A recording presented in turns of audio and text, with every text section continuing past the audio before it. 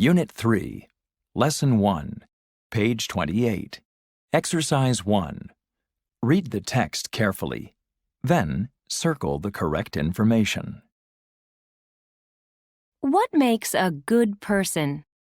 Teens from around the world share their views. The World Bank conducted a study to understand how gender roles influence boys' and girls' views of themselves in society. Boys and girls ages 12 to 17 from 8 countries participated in this study. They had to answer this question: what characteristics make a good boy or a good girl? They discussed their ideas freely in same-sex groups and came up with interesting answers. It appears that very young boys and girls already have a clear idea about gender roles.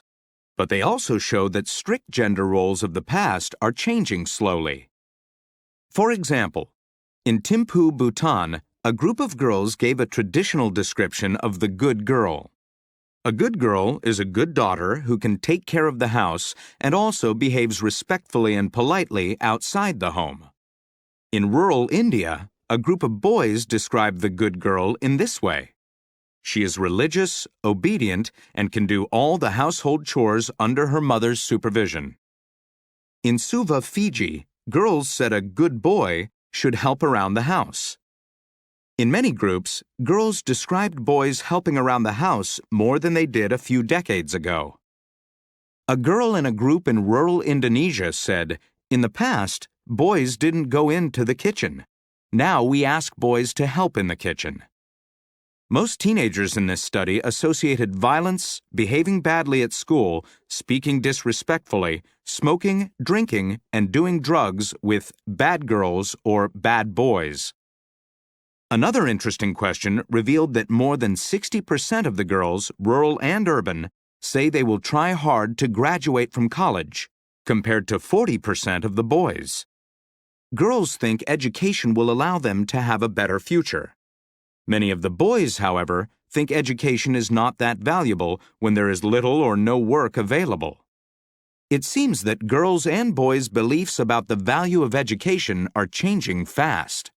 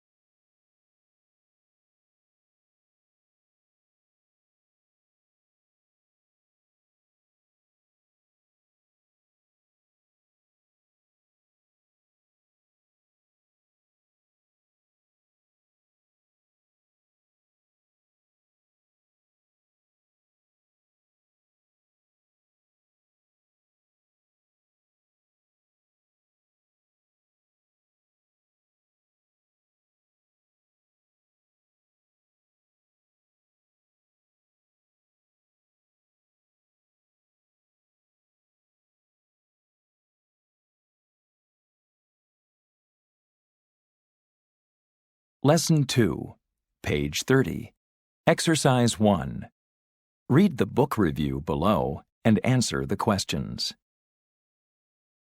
The Diary of a Young Girl. Anne Frank's The Diary of a Young Girl is one of the best-known documents of the Holocaust. Since its publication in 1947, Anne Frank's story has been translated into more than 60 languages and is one of the most popular books in the world. Frank's history captivates the reader from the very beginning with her innocent manner of dealing with her family's situation. The book tells the true story of Anne Frank, a Jewish girl who lived and died during the Holocaust. She and her family, along with 4 others, were forced to hide for 25 months in an annex of rooms above her father's office in Amsterdam to try to escape the horrors of Nazi occupation. Frank, who was only 13 when she went into the secret rooms, kept a diary in which she wrote about their difficult life in the annex and the horrors of war. She also wrote about being a teenager, with all the difficulties and discoveries teenagers still face nowadays. When Frank and the others were captured and deported to Nazi concentration camps, her diary was saved by a friend of the family. She died of typhus at Bergen-Belsen concentration camp and was only 15 years old. Anne Frank's story is not only moving because of the young girl's tragic fate, but it's even more shocking, especially to the reader who knows about the Holocaust, in which millions of Jews were murdered.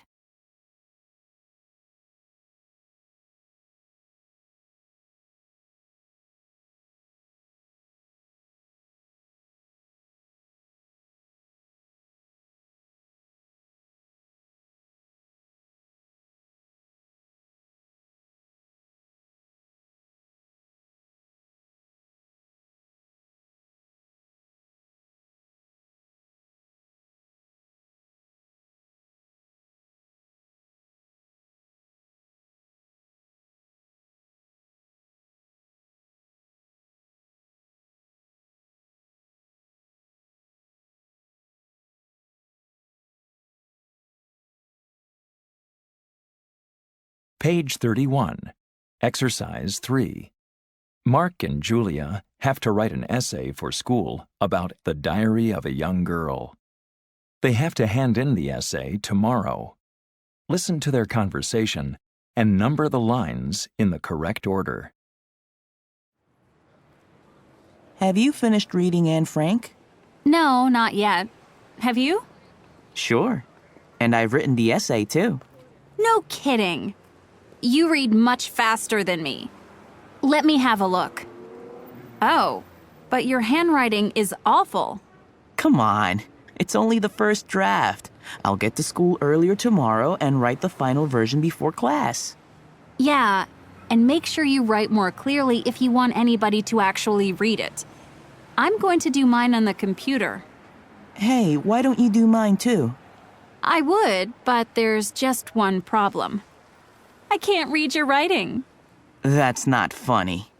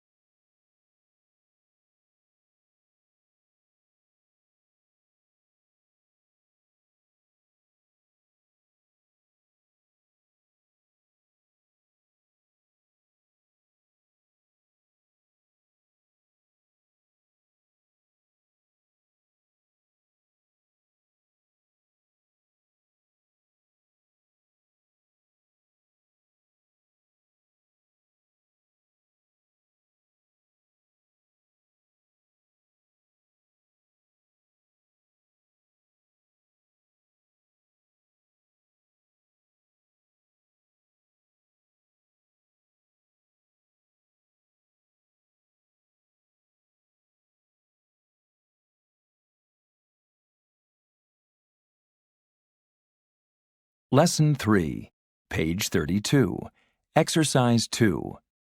Read Joey's blog post and circle all the tribes mentioned. Teen tribes. The word tribe describes a group of people who have ideas and interests in common. Teens become friends and join tribes because they like the same kind of music, play the same sport, or enjoy the same kind of lifestyle. Nowadays, there are many teen tribes in urban cities all over the world, such as trendies, nerds, indies, emos, goths, punks, and skaters. My tribe. I'm a skater, and there are almost exclusively boys in my tribe. It's easy to identify our tribe because we almost always ride on or carry a skateboard. What we wear.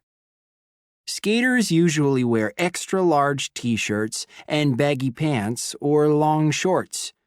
To complete the look, we wear brand name sneakers and woolen hats or caps on our heads.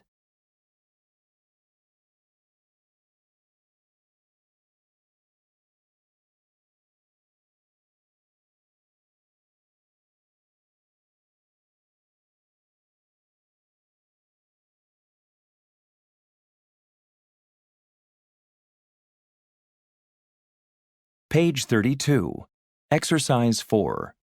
Joey and Rita are friends and both are bloggers. Read their dialogue and answer the questions. Hey, Rita, have you read my blog lately? Yeah, I love that article you posted about skaters. I even showed it to my dad. What did you do that for? Because Dad used to be a skater when he was young. Are you serious? Mr. Morgan, a skater? Unbelievable, isn't it? In the early 80s, my dad used to ride ramps in New York, and he was known as Crazy Eddie. That's awesome. So what did he look like then? Well, he said he used to have long hair, and he was always wearing skater's clothes. No way. I can only imagine him in a suit and tie. I know, but he obviously didn't used to wear a suit when he was 15. For sure. Look, do you think he would talk to me about his experience as a skater? Sure, I guess he would love to relive the good old days a bit. Meanwhile, look at these pictures.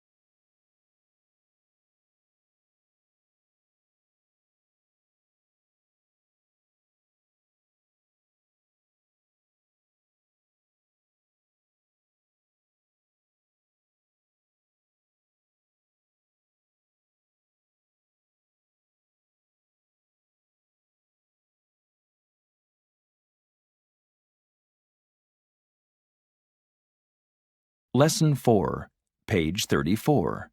Exercise 1. Anna, a reporter for a teen website, interviewed her grandma Beatrice about her teen years in the 1950s. Read the interview and check the topics they talked about. Are we happier than teens in Philadelphia in the 1950s? Being a teenager today is pretty hard. We have to deal with lots of things, such as school, friends, family, and, of course, keeping up with the latest fashion. With all this in mind, I decided to interview my grandma, Beatrice, to find out if teenagers of other generations had the same issues, dreams, and hopes. What did you used to do on weekends when you were a teenager, Grandma? First of all, you must remember we had Elvis Presley and the birth of rock and roll in the 1950s. Saturdays were special days. We used to go to dances and watch the American Bandstand TV show. We had a lot of fun dancing and chatting with the boys. And how did your parents react to that? Oh, that was a problem. We used to have a record player in our living room, and our parents decided what to play on it. We wanted to listen to rock and roll, but my mom and dad didn't like it, so we were forced to listen to our parents' music. So, did you used to listen to rock and roll at all? We sure did. We used to go to the soda fountain after school and listen to Elvis's songs there. We didn't used to have a CD player or an MP3 player like you teens have today. Did you used to spend a lot of money on clothes? No, we didn't. We used to make our own clothes, not buy them. All the girls knew how to sew, and every home had a sewing machine. Did you used to spend a long time helping your mom around the house? Yes, we did. I remember that my mother, your great-grandma, used to wash all our clothes by hand, and when washing machines were invented, she didn't want to use one. The same thing happened when Dad bought a vacuum cleaner.